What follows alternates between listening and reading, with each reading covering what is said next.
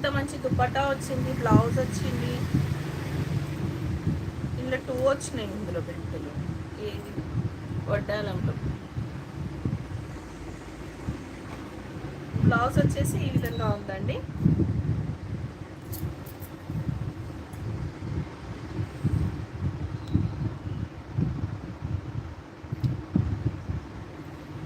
ఇంకా డోరీస్ వచ్చాయి బ్లౌజ్కి.